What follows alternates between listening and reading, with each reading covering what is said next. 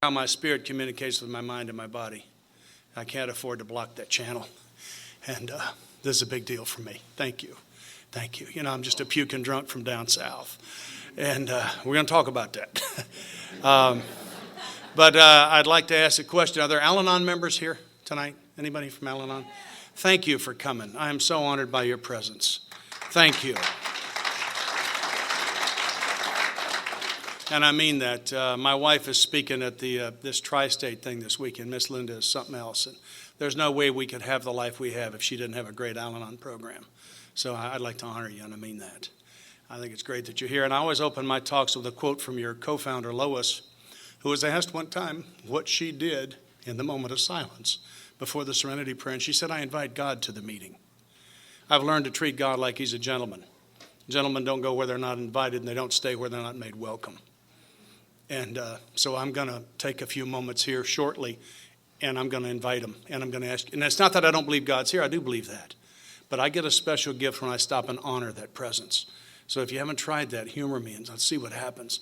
But so, and the other thing that I do in the moment of silence is I ask God to help me not judge the speaker. Now, you don't have to do that, of course. But it's been working for me. And just in case you're new and you don't have a God, borrow mine for this time we're here together tonight. And I'm serious about that. You can call him the God of Scott's limited understanding. Y'all get off on the right foot. I'm going to read a little bit out of the book. This is page 46 that addresses that. Probably saved my life. Said it was impossible for any of us to fully define or comprehend that power which is God. So I don't have to understand God. That's not what it's about. But let's take a couple of moments, if you would, and honor that presence.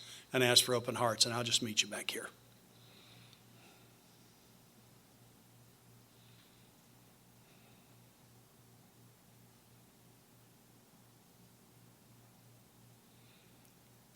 Amen. Thank you. I was asked to tell my story tonight. I found the directions in the book in a couple of places. I'm going to read them from page 50. It says, in our personal stories, you'll find a wide variation in the way each teller approaches and conceives of the power which is greater than himself. So that's my subject. Now, I'll tell you, I didn't begin my life searching for a power greater than myself. I began my life a victim of the delusion that I could wrest satisfaction and happiness out of this world if only I managed well. Recognize that? It's on page 61, where it says that I'm so insane that I actually think if I can get what I want, it will make me happy. Geez, I'm a poor observer. I missed the thousands of times that I got what I wanted and wasn't happy. I'll give a couple examples. And by the way, I didn't fly 2,000 miles to talk to you. I come to talk with you. Play with me, okay? Okay, so for example, who when you were a child wanted a bicycle? You're sure if you got a bicycle, you'd be happy and you got a bike. Where are you? Come on. That's great. Are you happy?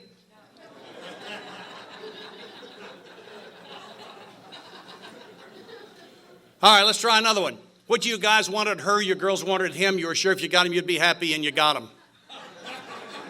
I know you could be sitting next to him. I'm going to do you a favor. I ain't going to ask. I'll cut you a little slack tonight on that one.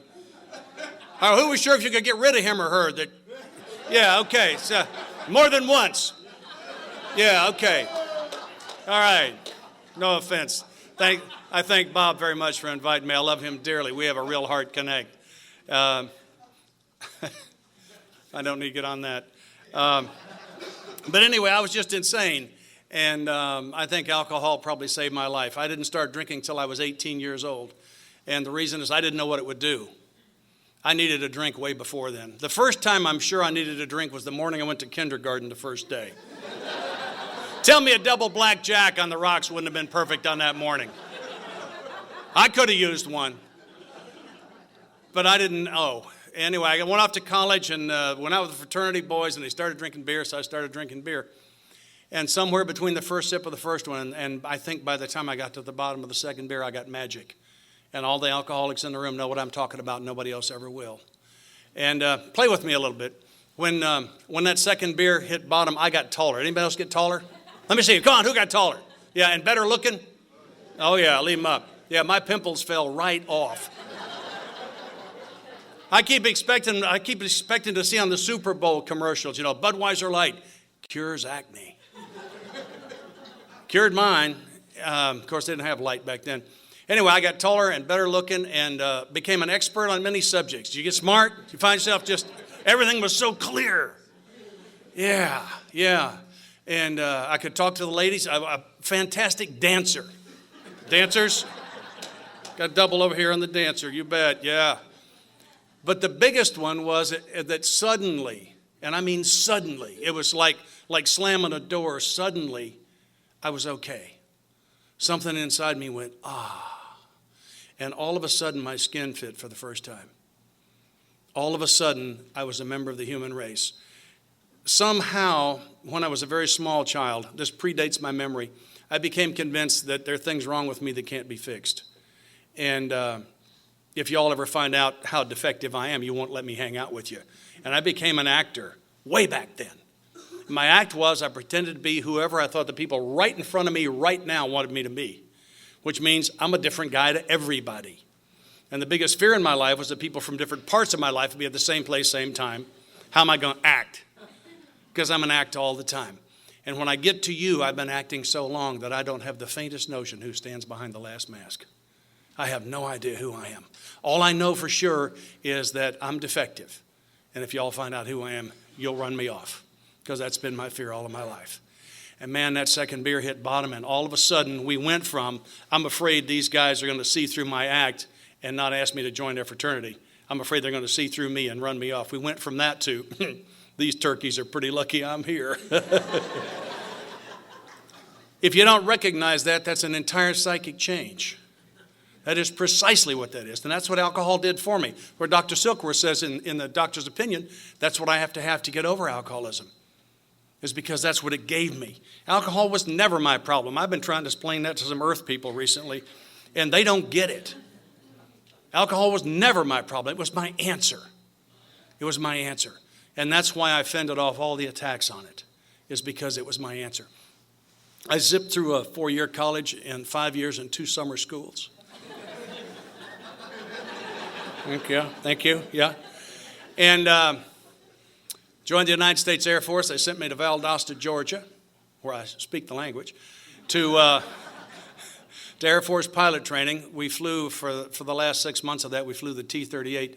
Well, if you saw the movie Top Gun, they had the dogfight in the beginning and the end of the movie with the MiGs. Those aren't MiGs. That's the Air Force's advanced jet trainer, the T-38. When it came into the inventory, the plane took the climb record away from the F-104. On a number of occasions, I have gone from brake release to 40,000 feet in 3.5 minutes. I'll tell you a secret, they ain't got that ride at the fair. They don't have that one. This thing has a roll rate of 720 degrees a second. Your eyeballs won't track that if you're sober, okay? It's fully acrobatic. Fully and acrobatic are in capital letters. It's just an amazing piece. We ought to get one of those. They're really great fun. But I would come down from a day of flying that plane, and I'd head over to the officers' club to socialize with the other pilots in my squadron with no thought of getting drunk. As a matter of fact, I was absolutely certain I wouldn't get drunk because, you see, tomorrow morning I had a flight in that airplane about 7:30. Clearly not going to get drunk tonight. But did you ever get drunk by mistake? Did you just kind of take drunk? Like maybe the guy on the next bar stool was contagious or something like that? Could have happened. You know what I mean? I used to get drunk by mistake. Now, I used to go out and get drunk on purpose a lot. Don't let me mislead you. I did that. I mean, that's the mission tonight. I'm going to get drunk. If that's not why you're going, don't come with me. I don't want you along. But I also used to just kind of take drunk. And we'll try this one too. Were you all willing to do audience participation with me? Let's try that again. Are you willing? Yeah. Very good. When I point at you, fill in the blanks, you know all the answers. Okay? Flight tomorrow morning, 7:30. We're going to fly acrobatics in formation. All right? The Thunderbirds flew this plane for 7 years, and we did everything they did. I got that mission tomorrow morning, 7:30. 5:30, I walk into the club, not going to get drunk. I'm going to have one or two, I'm going to have one beer, no more than 2. Right. I mean, that's the plan, right? Now, I noticed a couple of you Al-Anons didn't play. I want to encourage you. You know, you'll recognize all this. This is what you heard on the phone.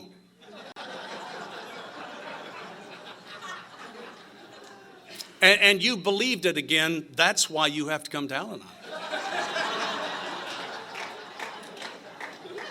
Because the ones like you that ran screaming from people like me don't have to come to your thing, do they? No, they don't. Okay. So I'm going to have one beer, no more than, should be home by 6:30, no later than. Sure. But somewhere between the first sip of the first beer and the bottom of the second beer, I get this phenomenon of craving Dr. Silkworth talks about in the text. And I don't get home at 7. I leave the officers' club at exactly 1 o'clock in the morning because they...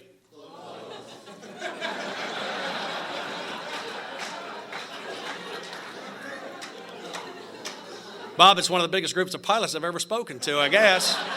We'll talk flying later. I'll hang around. It'll be great. Okay, I drive home with a hand over one eye. Who knows why? Okay, that's right. Yeah, it'll keep that single center line from crossing itself.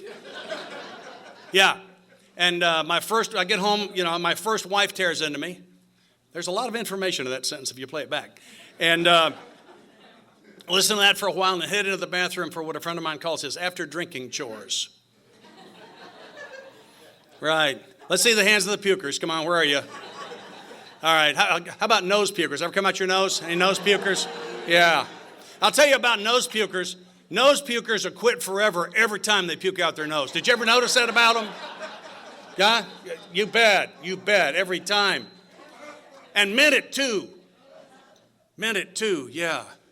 Who quit forever solemn oath on the Bible in front of witnesses more than once? These are my people. Yeah, okay. Who peed in the closet? I never did that. I'm so embarrassed for you. I can't.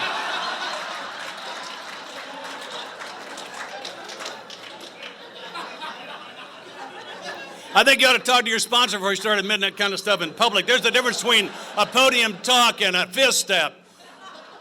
I'm really embarrassed for all of you. I never did that. I will admit my first wife is still unhappy about that coffee table that used to be in the living room. Okay, I'll give you that. Who here has taken meetings in jails and prisons? Wow, I'm not surprised. What a great group. I have the privilege of doing that at home, and it touches my life. It's such a gift. And I've never been arrested. I have no arrest record at all. That's not necessary. The guys in the jail, they already know how to get arrested. They didn't need your help on that. But what a gift it is. And for anyone else, and forgive my soapbox, if you're suffering from depression, get with somebody who just had their hand up and take a couple of meetings into the joint. It will crack a depression wide open faster than anything else I know of. And unlike a lot of what's being prescribed for our people, it will not have a negative impact on your recovery. Now, wow. But anyway, I did that thing about who peed in the closet in the jail. I ad-libbed that one night with about 25 inmates sitting there. One guy put his hand up, and I did to him what I did to you. And they don't laugh much in the jail, but they did that night. And when it finally calmed down, the guy looked at me and he said, "Hey, man, no big deal. It wasn't my closet."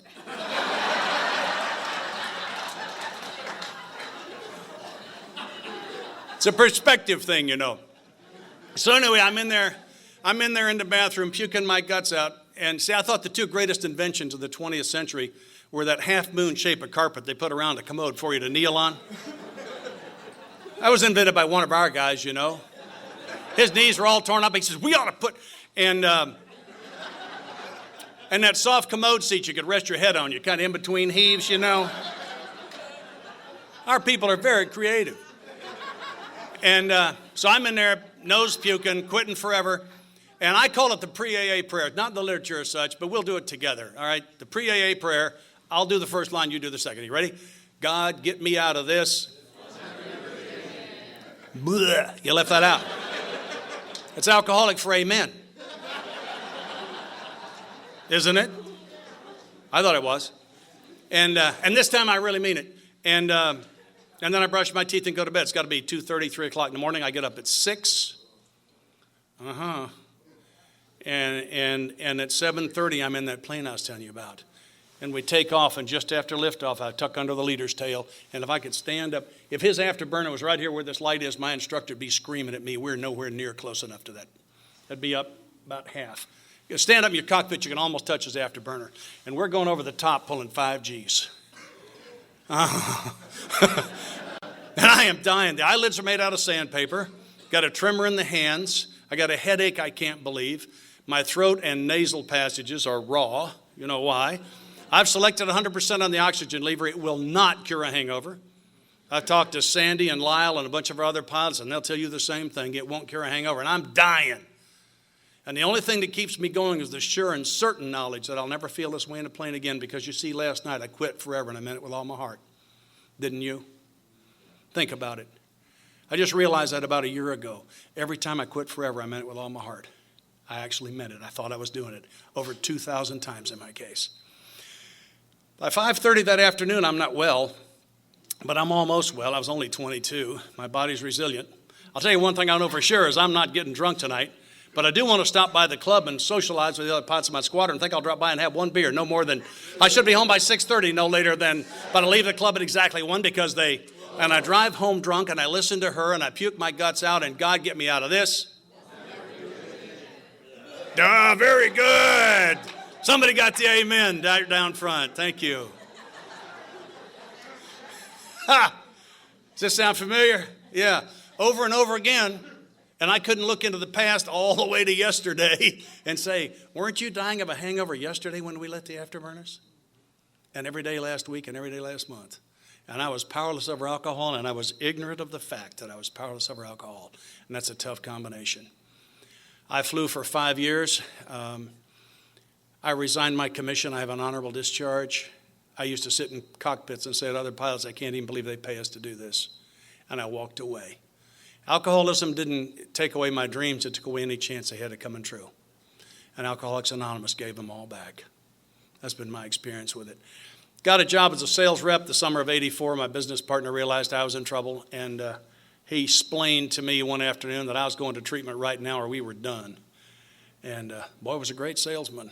And so on June the 28th, 1984, which is my sobriety date, I signed into a little charm school outside of Atlanta, Georgia called Ridgeview. And I was not very happy to be there because I thought the party was over. I got here wrong about a lot of things.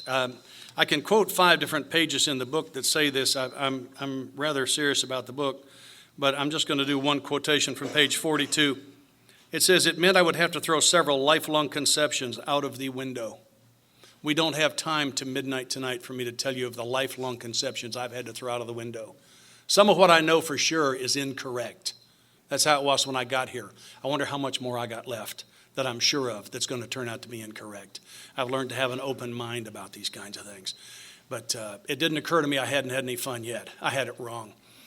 I had my 4th night in treatment, I wasn't sleeping, and there was a review of my life that happened to me. I didn't do it.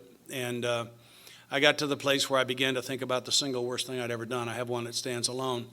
And I'd always been able to stop that. Not in a bed in a treatment center, I can't. And I reached what I call bottom. For me, bottom wasn't on the physical plane. I puked blood. I've been in lots of kinds of trouble. I know men serving long prison sentences not at bottom. Bottom isn't here. That's my experience with it. It's when I hated my guts at such a level and was so appalled by what I'd done that I would have paid any price and done anything not to be me. For me, that was bottom.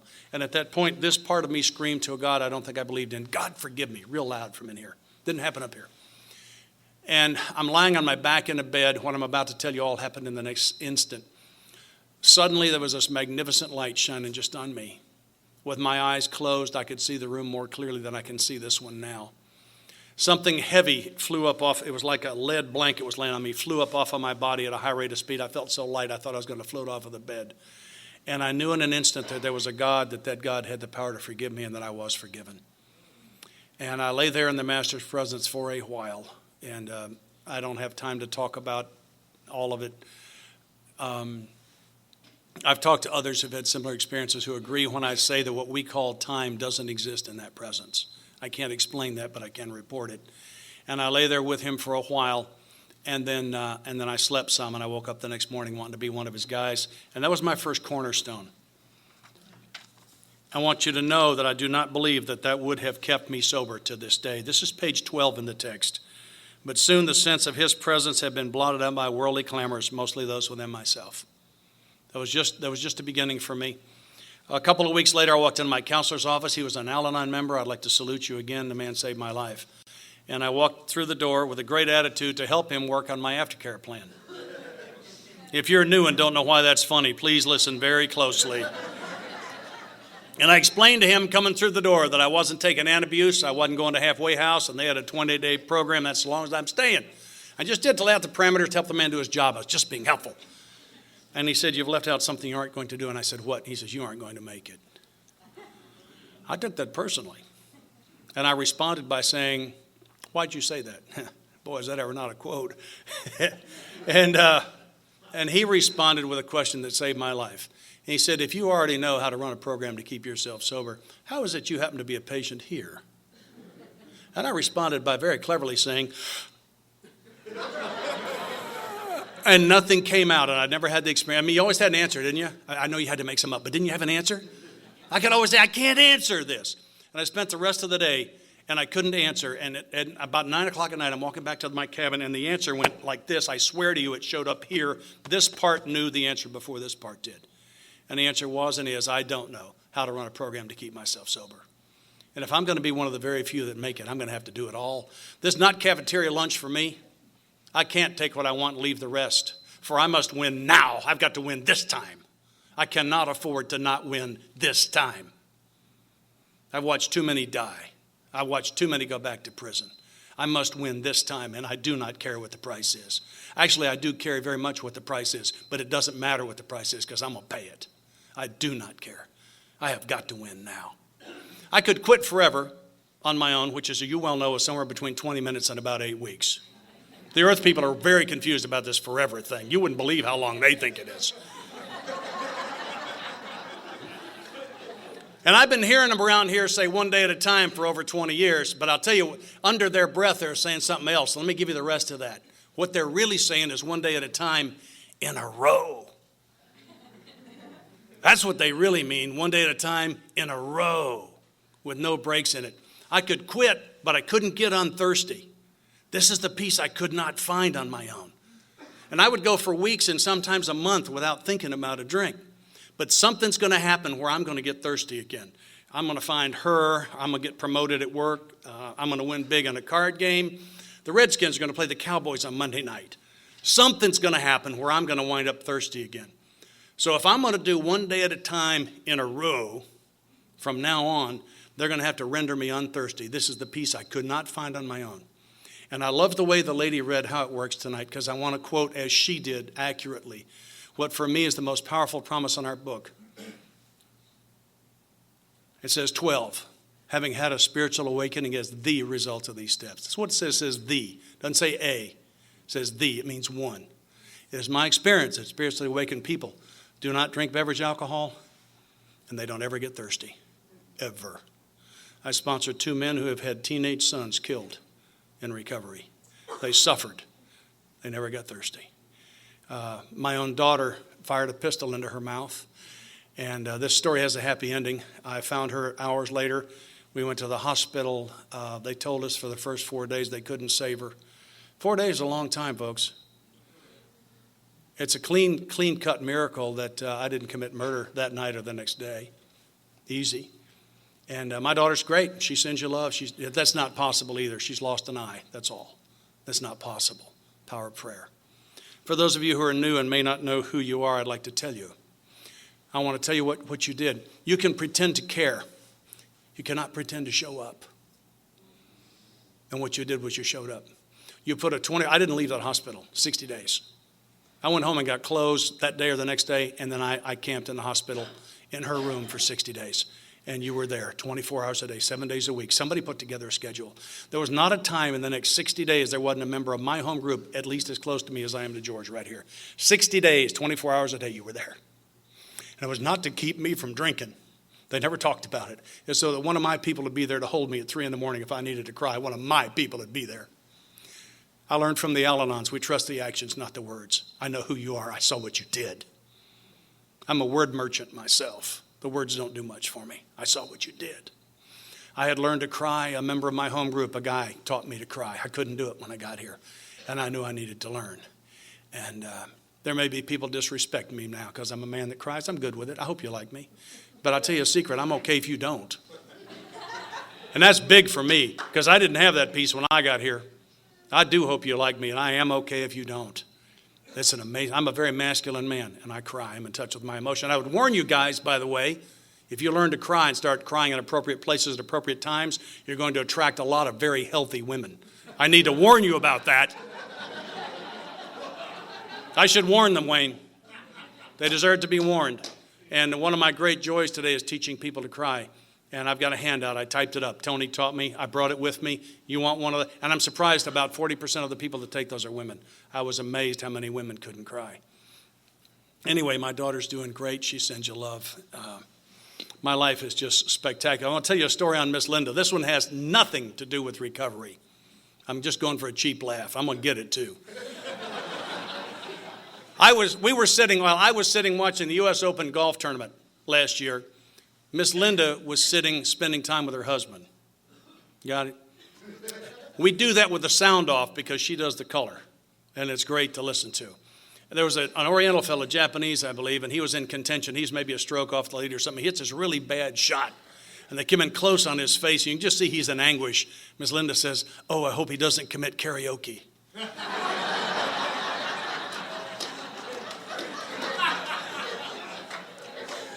Boy, I hope so too. I've been there when people have committed karaoke. That's a terrible thing. She sends you love too.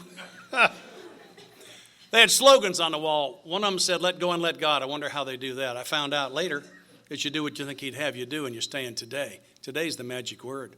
When the men I sponsor bring me a question, I frequently have to say, "I want to hear the question again. I want to hear the word today in the question."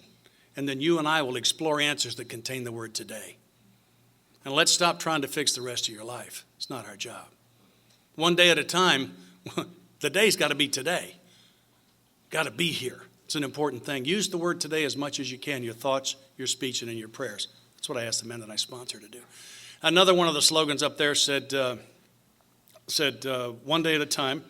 And I know that means don't drink today, but here's my experience with it. The first 10 steps helped me clean up my past. There's nothing gaining on me. I'll have to look over my shoulder. 11 and 12 are about me embracing the great truth that this wondrous, loving God that created the stars and the galaxies of the duck-billed platypus. He invented sex. I mean, come on. How bad can he be? That God holds my future. You see, I got a friend who says he spends too much time in his head trying to clear away the wreckage of his future. All right. First 10 steps cleaned up my past. The last 2, loving God holds the future. Those 2 combine me to live free me to live one day at a time in this day. If I don't have both those in place, I can't be here. That's in part what the 12 steps are about. But they had another one on the wall that made me crazy to look at. It's the only one I was doing. You know which one it was, don't you? Think. Oh, yeah. Boy, have I got that covered. I got about 9 radio stations all on up here real loud. Yeah. If you're new, if you believe what I'm about to tell you, you'll be impressed. I'm only having one thought at a time. And sometimes there's a space between them. Stick around if that sounds like a good deal to you. Anyway, I saw that think. I don't find that in the literature. I can't find any place where it tells me what that means. I've taken it upon myself. You're welcome to this if you can use it. Think. That means 3 thinks is the limit. Whatever it is you've got to think about it once is good, twice is good. I can think about it the 3rd time. If I think about it the 4th time, if I go past the 3rd think, I got a problem with step 1, section B. I'm trying to manage it. Right? Because if I was going to outthink it, I would have outthunk it in 3 thinks. That's right, isn't it? Yeah. So difficult. As a matter of fact, every problem I got today falls under step 1, section B. My life remains unmanaged. I don't get to manage anymore. This morning, I formally invited God in to run my life today. Not give me some help, but take it. I have fired me as general manager of my own life based on my performance. Good manager would have fired me several decades before. Yeah. So I invite God in to run it this morning, and every problem I got today falls under 1B. Every one of them. Because if I'm upset about it, it's because I'm trying to manage it. Everything from international politics to the way you drive your car, to the fact that this fabulous woman I've been bragging on that I'm married to puts the toilet paper on the roll backwards. It should fit over the top, as you well know. Should fit over the top. I fixed the one in the men's room.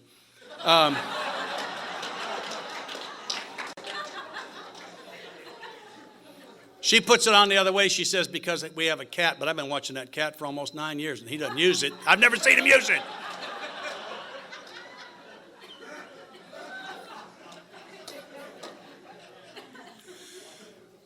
Because there may be someone here who needs to hear it, I'm going to talk about the worst thing I've ever done. And I want to talk about it because I got free, and because there may be someone here who needs to get free. And this one's a political hot potato. I want you to hear clearly my warm-up here. If you've done what I'm about to talk about and you're okay with it, it suits me, fine. I'm not here to condemn you. I'm here to talk only because I got free. And in a room this size, there's about a dozen, maybe 20, that need to talk about this, and I'm looking forward to it. But as a young man, I paid for an abortion, and that used to fester my soul. And I used to drink over it to turn the thoughts off. And that's what I was thinking about laying in that bed that night when my soul screamed for forgiveness and got it. But when I got to the 9th step, actually to the 8th step, it looked to me like I owed amends to an unborn child. I didn't think it could be done. From my early days, I've been in the hands of people who were in the book. This is page 83. Some people cannot be seen. We send them an honest letter. It has been my experience that letter is not about writing, it is about tears. I've had the privilege of working with a lot of people who've needed to write a letter to an unborn child or grandparent, anyone who's gone. You can get free. It is an astonishing process. But it is not the writing that is cleansing, it is the tears. And I wrote that up too. I've got a lot of things to talk about in detail on that. Please, if you have a need for that or know someone who may, please let's talk later. And again, I'm saying if you've been involved in that, it's okay with you, it's okay with me. That's not what I came here to talk about. I came here to talk about freedom. And I want to talk about a couple of my mentors tonight. I just ran into the man that sponsored me. He helped me with so many things. He said I was working on my character defects, which is a great way to get a brain hernia. And I think he may have been the one that said we're killing people with this phrase, don't drink and go to meetings. You'll die from that. He gave me the definition of the program. It's on page 59. The lady read it tonight. It says, here are the steps we took, which are suggested as a program of recovery. The steps aren't part of the program. They are the program. No steps, no program. Forgive me, I've been to too many funerals. I need to tell you the truth. And the steps, if you're new and the steps look like they're designed to punish you, welcome to AA. That's how they look to us too. And you're wrong about that because we were wrong about that. It's not as hard as living the way you were. And you get past it. You get to the end, and it's just not that hard. But these sponsors I've had have insisted that I was going to do the 12 steps or get somebody else to sponsor them because they didn't work with losers. I've been told that. And I couldn't afford to be a loser. Like I said, I need to win this time. You see, here's my recovery. Let me show you what hangs from it. My freedom, I'm supposed to be serving life in a military prison for flying a highly classified mission very drunk. I'm supposed to be, how many times do you think a drunken pilot with a couple thousand hours could have been killed? Just a few. My sanity, I'm not going to ask for a show of hands. I've been to the insane asylum. I've been in the little padded cell in my underwear. I know all about that. My relationship with Miss Linda and our children, my house, my job, my cars, my peace of mind, everything in my life that means anything to me is suspended for my recovery. For if I lose it, everything I care about hits the floor and shatters. And I'm not saying you're there tonight. You may not be. I am. And that's why I treat my recovery like it's the single most important thing in my life. My priorities are, my God is first, my recovery program is second. My wife can never be higher than third, and she knows that. She has a similar set. It has to be that way for us. I lost my job a couple of months ago, and it wasn't my fault, amazingly enough. I'm a sales rep, and the company I rep for got bought by a bigger company. They had a guy in my territory, and that was an easy decision for them. And Linda and I did what we call a one-couple retreat. We sequester ourselves for a couple of days, and we pray and we meditate, and we talk about every life area we can think about. Toys, jobs, retirement, money, family members, vacations, everything. And we make sure that we're on the same page. We have a shared vision. We're like the rails on a railroad track. The rails don't actually touch, but if you stand there, it looks like they do. That's the shared vision. But we're separate people, and we have ties. Let's find out what kind of shape the ties are in. And I wrote that up too. If that interests you, if the concept interests you. But anyway, we got ourselves to make sure we were together, and we are, because we have to be. We have our priorities. My priority is not what I say it is. My priority is what I do. If I want to know what my priorities are, I don't listen to my words about the future. I look at my actions in the recent past. What was accomplished was a priority.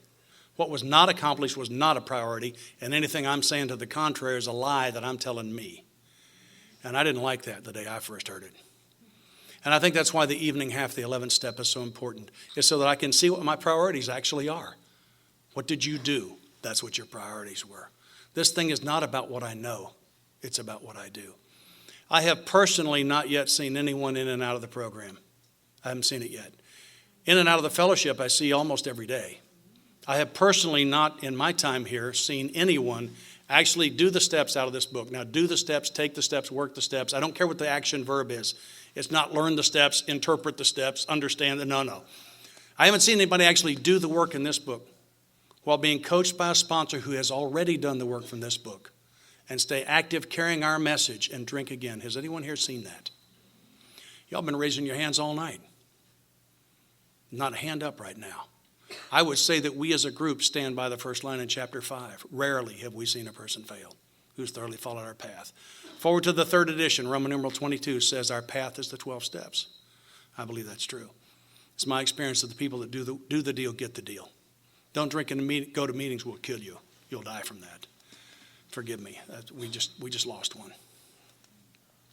Anyway, I was going to talk about my mentors. I just found a fellow that sponsored me for several years. I've been hunting him a long time, and I just found him down in a rural town in Tennessee, and he's running a treatment center. Imagine that, touching some lives like he always did. But I was going to tell you, I was working on my character defects that day, and he saved me. And he said, there's nothing in step 6 or 7 that says anything at all about you working on your character defects. He says your character defects are all self-centered by definition. And self doesn't have the power to push self out of the center. If it did, it would leave a vacuum. The answer to your character defects isn't for you to work on them. The answer for your character defects is for you to learn to live a God-centered life and become a giver instead of a taker. And when you do that, what you do is, your character defects are darkness.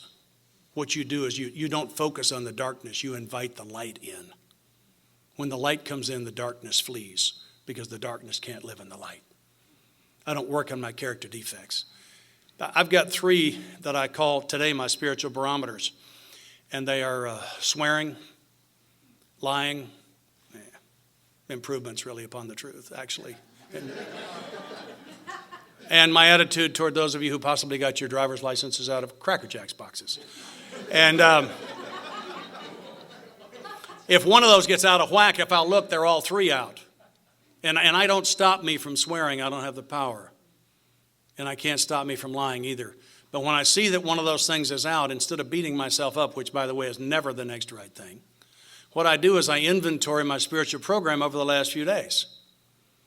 When's the last time I took a meeting into a jail? What's my morning prayer and meditation look like? I read 2 pages a day in the big book, just 2. You read the book 4 times a year like that, by the way. Are you reading the book? Are you reading your other spiritual stuff? What's your meeting count look like? Are you sponsoring any new guys? Are you saying please and thank you? Are you letting people in traffic? These are the things that I do to maintenance my spiritual condition. And if I'm swearing at you in traffic, if I'm waving at you and maybe not waving my entire hand,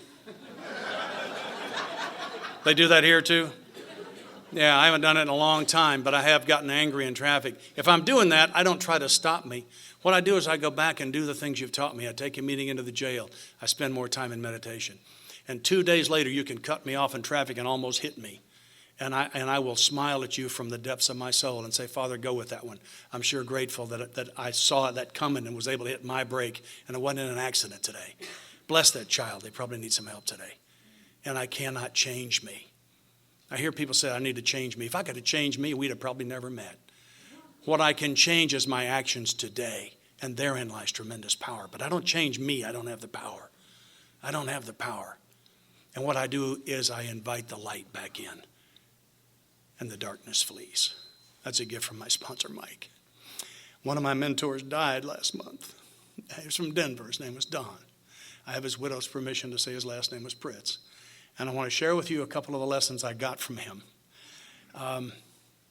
The first one, he wasn't really all that involved, and I told it at dinner. It is kind of funny. I got a phone call, and a conference said Don has had to cancel on very short notice, and he's recommended you can you speak for this weekend? I'll tell you what, that fed something in me that needs to be starved. And boy, and I went to my wife and I said, they've asked me to fill Don Pritz's shoes. And she says, no, honey, they've asked you to fill his time slot.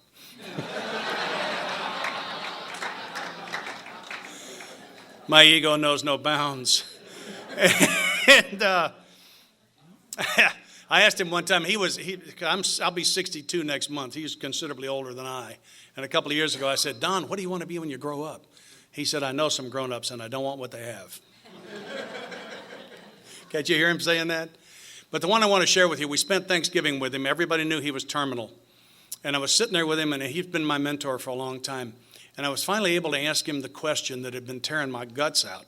And the question was, what are guys like me going to do when guys like him are gone? Because I'm afraid of that answer. I've been afraid of it for a long time because I am not ready. And I asked him the question, what am I going to do? And he cupped his hands like this, like he had something in him, and he looked. And so I looked, Now, I don't know what he's got, but I can tell you I want some. And he looked at his hands like that, and he said, I've been bringing you hands full of water. Go to the river. And that was the answer, and it still is. And that's why it's going to be okay for guys like me when guys like him are gone, is because that's really the mission. I brought you some hands full of water tonight, but the mission is to go to the river. The Buddhists have a wonderful saying. They say the only way to get into heaven is to bring someone with you. I think that's what sponsorship is about. It has amazed me what a tremendous gift sponsorship has been. I want to talk maybe for a minute about anonymity. I don't think we talk about it enough. I give my last name in AA meetings. If that seems to you to be in conflict with that tradition, I'd like to recommend the pamphlet, Understanding Anonymity, in the book, Dr. Bob and the Good Old Timers. And there's some people that need to remain anonymous within the fellowship, and I think that's great. But we're confused about it. But part of that anonymity is about doing something good for someone else and not getting caught. It really is. I had an experience a number of years ago where I got a chance to do that.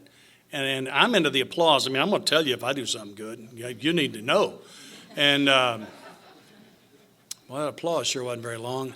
Anyway, but what happened is when I do something good for somebody and nobody finds out, it's like there's a piece of sunshine about the size of a golf ball lodges itself in my chest.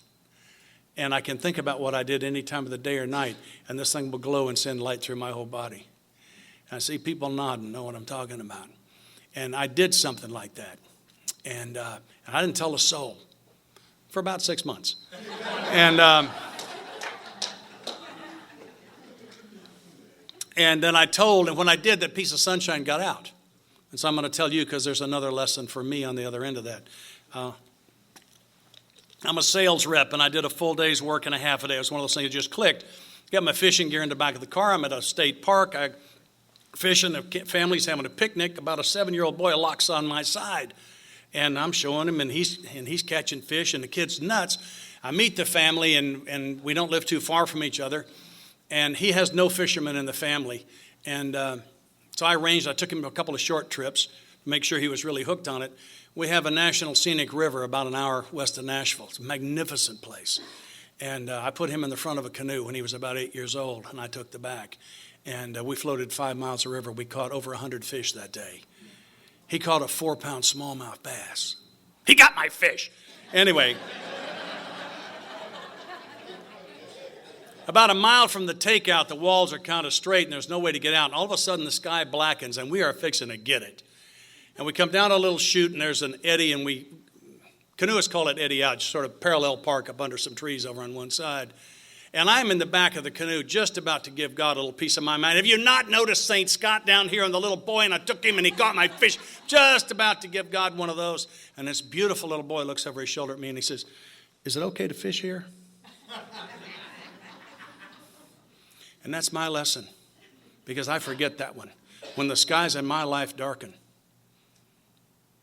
and it's coming the way I don't want it to come, that's the question I'm supposed to take to my Father in heaven. Is it okay to fish here? Because you see, I prayed this third step prayer and I meant it. I mean it right now. I got times I mean it more than others. I forget that I'm not in charge anymore. It's easy for me to forget that. I'm going to take you flying again. My last flight in that high-performance aircraft, I broke a lot of rules. And not supposed to be above 45,000 feet in that thing. And that was back before the days of the radar. The radar today tells them what your altitude is to the nearest foot and your airspeed to the nearest knot. In those days, just a little white blip, and they had to take my word for the airspeed and altitude. And I'm sure they were making other mistakes too. And but anyway, I leveled at 40, 3.5 minutes from brake release, and they gave me this big working area. And I thought, well, I just wonder how high this thing will go. Well, I found out. You're not supposed to be above 45. At 52,300, she was done. She was done. And I was about 80 miles west of Jacksonville over the Okefenokee Swamp. And I'd done an instrument climb. I hadn't looked out. And it was about 9:30, 10 o'clock on a clear morning. I looked up, and I'd just come up on a northerly heading. The sun's coming up over my right shoulder. The sky above me is black at 10 o'clock in the morning on a clear day at 52.3. And I looked out to the west and saw the curvature of the earth. And I don't mean a little bit. I mean, I saw it. This thing we're riding is a magnificent blue ball just hanging out there in space, held by love, I guess. There wasn't anything else there. What a beautiful thing. And this wonderful peace washed over. It's like something warm had been poured over me. In the poem High Flight, the author says, I reached out my hand and touched the face of God. And I did that morning. And I know what that means. That's what happened to me. And I eased the throttles back and I brought it down and landed. I couldn't tell anybody. And if they believe me, I'm going to get court-martialed. I was the town drunk. I wasn't the village idiot. And I didn't tell, and I was about 5 years sober speaking at a birthday night one night, and I started telling that story, and I can remember saying out loud, I wonder why I'm telling this. I got to the end, you already know why. It was my first spiritual experience. I just didn't recognize it until I'd been with you for a while. And one of the dreams I've had for the longest time was to see the curvature of the earth again. I told you, AA gave me my dreams back. 2 years ago, Miss Linda and I chartered a Learjet. Lear 31 will go to 51,000 feet. Yeah, AA gave it all back. Dream big. We serve a big God. We serve such a big God. I'd like to tell you one more, and then I'm going to go. When I was at a little meeting in Knoxville, Tennessee, and I was like 12 people sitting around in a circle. It's not like a speaker meeting where you can hide out. You know, they're going to call on you. They expect you to talk. And, I'll tell you this, too. I'm putting my shoes back on. We invited God into the room. I could have been standing on holy ground up here, and I've tried to have that in my heart, and it felt good tonight. It's been open. That's good. There's good stuff in here. I'm glad we got to that. I'd like to thank my God for that. And for those of you who are new, if that's the first time you've invited God to a meeting or asking him in, you might try it again if you got touched. But anyway, I'm sitting in this meeting, and there's this old guy sitting there with his arms, and he's half glasses and a scowl. I thought, an attitude case, I can't wait. And they got around to him, and he said, I've just come back from an ancient ritual, from a medieval ceremony where 10,000 people sat in an unair-conditioned auditorium wearing long robes.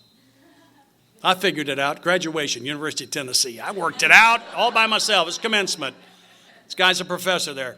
He said Alex Haley was the featured speaker. Mr. Haley spoke a lot around there. And he said Alex Haley wasn't talking about AA, but his first few words reminded this guy so much of AA that he forgot about the air conditioning and the robes. What Alex Haley said that defines us so beautifully for me was, if you ever see a turtle up on top of a fence post, you'll know he's had help. God bless you all, and thank you so much for the help.